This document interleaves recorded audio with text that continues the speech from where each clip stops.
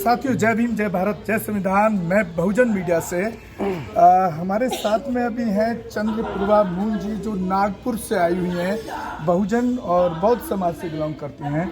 और आज यहाँ पर एक प्रोग्राम है, सांस्कृतिक प्रोग्राम, जो बाबा साहब ने मनुस्मृति को जो जलाने का काम किया, ब्राह्मणवादी लोगों से जलवाने का काम किया। तो क्या इतनी दूर से आप चल के आई हैं, क्यों लगा आपको कि दिल्ली जा कर के अपनी बात को रखना चाहिए और दिल्ली के लोगों को सुनना चाहिए? इसलिए कि स्थान परिवर्तन हुआ, लेकिन वर्तन में परिवर्तन होते हुए जो हमने यहाँ आके देखा है, क्योंकि सांस्कृतिक परिवर्तन दिवस मनाया गया और हम चाहते हैं कि मुक्ति दिन भी है। यहाँ हमारे महिलाओं का मुक्ति दिन है। वो जो लिखा हुआ है ना, उसमें से ब्रेन वॉश किया है किसी और का ने अपना खुद का, ये क्या लिखा है आप पढ़ो, आपका ही आपको देखो।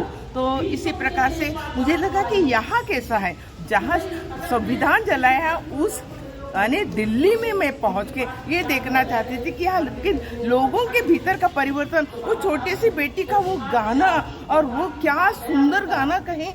मुझे लगा ये बच्ची छोटी है पर इसका हृदय और ये दिमाग कितना बड़ा है। ये तो बाबा साहब को जचने लायक है, शोभायमान है। और एक बच्चे के भीतर इतना बड़ा ये है, तो संस्कार का ही परिणाम है। इसीलिए सांस्कृतिक परिवर्तन दिवस सही में मैंने आज मनाया है। ये जो देख के मेरे मन में बड़ा ये लगा कि मैं यहाँ आई हूँ तो बाबा साहब का जहाँ मृत्यु हुआ था तो मेरा ये जन्म हो गया है, ऐसा मैं चाहती हूँ। मैं आपसे, क्योंकि आप महाराष्ट्र से हैं, तो मैं महाराष्ट्र के मुद्दों पर और महाराष्ट्र पे ज़्यादा बात करना चाह रहा हूँ, क्योंकि दिल्ली वाले तो हमारे साथी यहाँ मिलते रहते हैं। मैं बाबा साहब अम्बेडकर के गाँव, जो उनका गांव है जिला रत्नागिरी के अंदर अम्बावती, वहां पर गया और इतने कठिन परिस्थितियों में वहां पहुंचा हूं। बॉम्बे से 2 व्हीलर से चल के मैं वहां गया, क्योंकि मेरे पास गाड़ी में डलवाने के लिए पेट्रोल के लिए पैसे नहीं थे। लेकिन वहां पर जब मैं संस्कृति देखता हूं तो वहां पर ड्वेल संस्कृति मिलती है। मैंने वहां देखा कि वहां गांव के जो रास्ते हैं, तो वहां पर पूरा पेंसिल का गेट बना होता था और बाहर लिखा होता था गाँव के बाहर। तो बहुत अच्छा लगा और बहुत खुशी हुई कि वाकई में असली बौद्ध में भारत का जो काम हुआ वो महाराष्ट्र में काफ़ी हद तक, हम दूसरे क्षेत्रों में जाते हैं तो वहाँ नहीं दिखता है। लेकिन जब मैं इंटरनल उन लोगों से बात किया, ये बड़ा कड़वा सच आपको बता रहा हूँ, कड़वा सवाल है।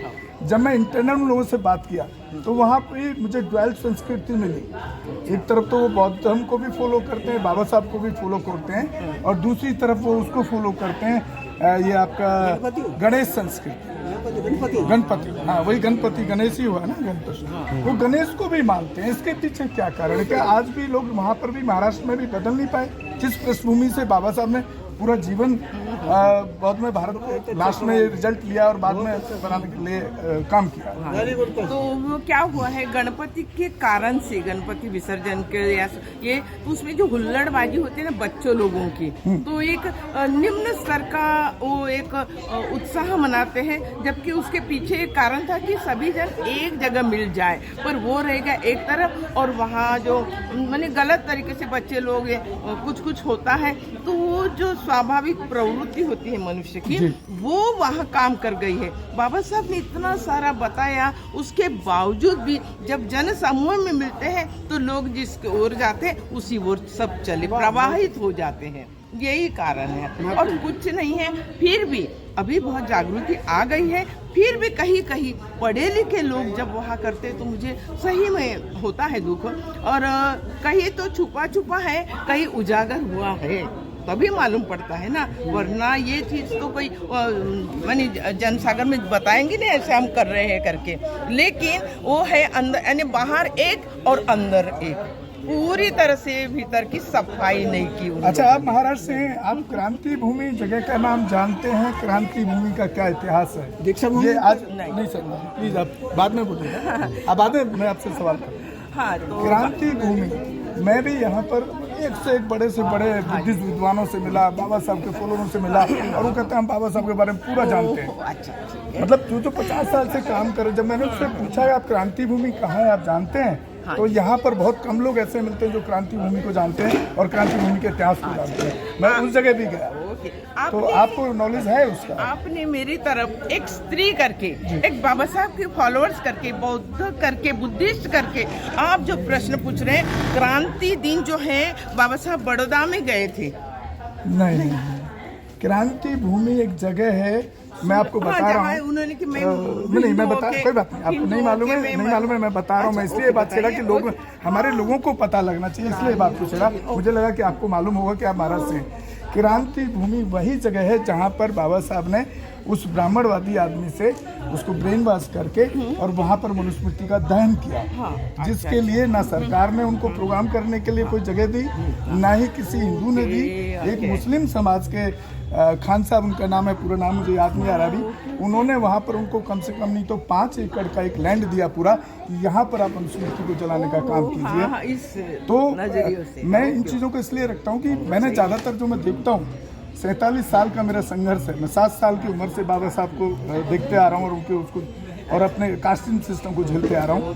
तो बड़ा दुख होता है कि सिर्फ जय भीम बोलने से या जय भीम की डंडा उठाने से क्या आप बाबा साहब के विचारों पे चलने का काम कर पाएंगे? आपको क्या लगता है?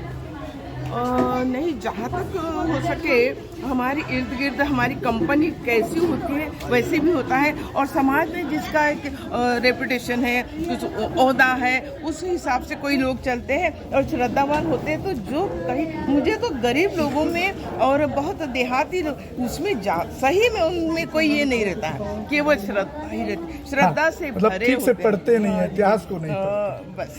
तो साथियों, आप सुन रहे थे, हमारे जो ये मैडम है नागपुर से आई हैं, तो हमको इच्छा थी कि जो बाहर बाबा साहब की जो धम्म भूमि है वहाँ से चलकर आई हैं, तो ऐसे लोगों को आपके सामने लाना चाहिए, उनसे बात करनी चाहिए। और क्रांति भूमि का मैं इतिहास आपको फिर दोबारा से रिपीट कर रहा हूँ। क्रांति भूमि वो जगह है जहाँ पर बाबा साहब भीमराव अंबेडकर ने एक ब्राह्मण अपने साथी के द्वारा मनुस्मृति को जलाने का काम किया। वहाँ पर एक स्मारक बना हुआ है, स्तूप बना हुआ है बाकायदा, लेकिन हमारे लोग नहीं जानते हैं। ऐसे इतिहासों को, जो बाबा साहब के जीवन की घटनाएं हैं, उनको जरूर हमारे बहुजन समाज के लोगों को पढ़ना चाहिए, ताकि उनसे एक ताकत मिलती है और एक जुनून पैदा होता है, ना कि खाली जय भीम का झंडा फ्लैग उठाकर और जय भीम का डंडा उठाने से आप समाज को नहीं बदल पाएंगे। इसी के साथ मैं यहाँ से विकासपुरी प्रज्ञा बौद्ध विहार से विदा लेता हूँ। धन्यवाद। तो राजू हुआ है कि मैं आज के दिन के उपलक्ष्य में भी हाजिरी दी हुई, और जय भीम प्रकाश, सही में जो हम अंधेरे से प्रकाश की ओर आए हैं, तो प्रकाश ने जय भीम नाम रखा है। मुझे बड़ा अभिमान लगा। और उन्होंने कहा कि जैसे कहा था ना कि जैसा अन्न वैसा मन और वैसा ही तन होता है। और फिर 3 बनते जाए थे, तो जो 3 रत्नों का प्रतीक था, जैसे बुद्ध, धम्म और संघ, और उन्हीं के बारे में बुद्ध एंड धम्म में पहले ही पन्ने में लिखा है, जब कोई तरुण भिक्षु बुद्ध शासन की सेवा में रत हो जाता है, तो वह बादलों से मुक्त चंद्रमा की तरह इस संसार को प्रकाशित कर देता है। और मेरे हाथ में है माइक, क्योंकि मैं बाबा साहब की हूँ पाइक।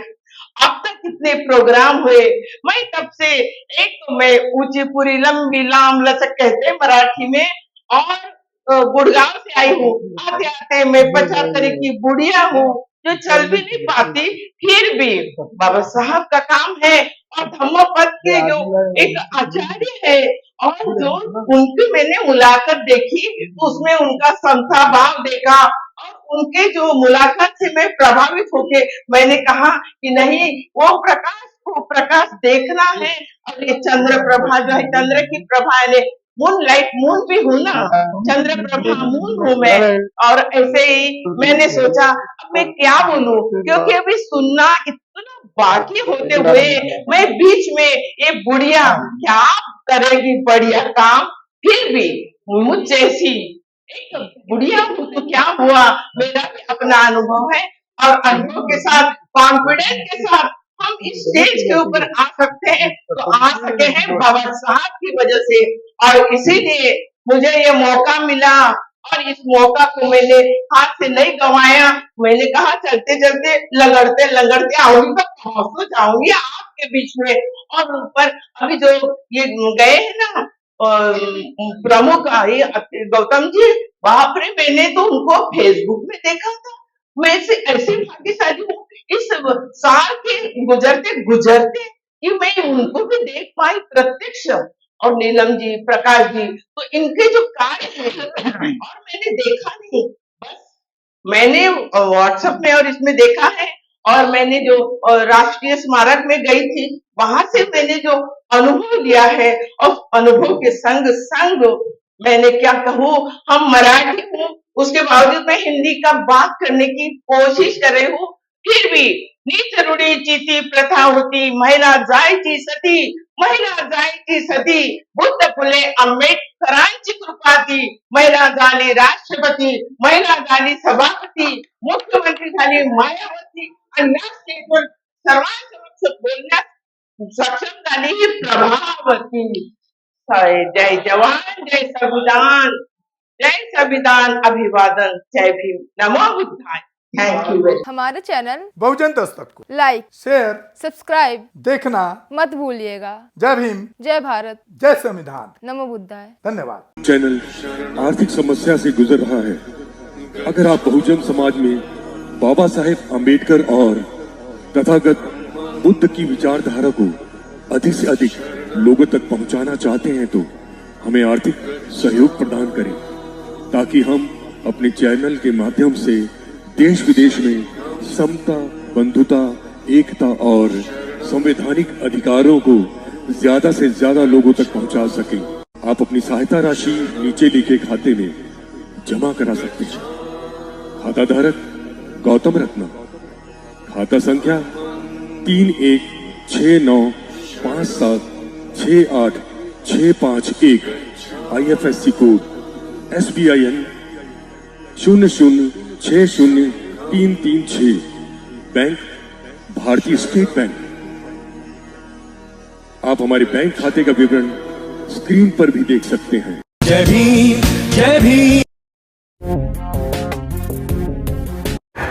मैं गौतम रत्ना आपका बहुजन फिल्म प्रोडक्शन में स्वागत करता हूं, और आप हमारे प्रोडक्शन हाउस के अंदर अपना कैरियर बना सकते हैं as a film director, as a producer and actor and actress and editor and cinematographer also. अगर आपको फिल्म से रिलेटेड कुछ भी प्रोजेक्ट आपको बनवाना है तो हमारे पास में पूरा सेटअप है, जिसमें फिल्म कैमरा है, शूटिंग लाइट्स है और एडिटिंग है. सारा A to Z एक ही जगह पर आपको हमारे यहाँ पर मिल जाएगा. तो दोस्तों, आप हमें कांटेक्ट कर सकते हैं हमारे नंबर्स पर 9810085714 और 8510005714. हमारे वेबसाइट पे विजिट कर सकते हैं www.filmserviceindia.com, और हमें मेल भी कर सकते हैं gautamfilmsproduction@gmail.com पर. धन्यवाद.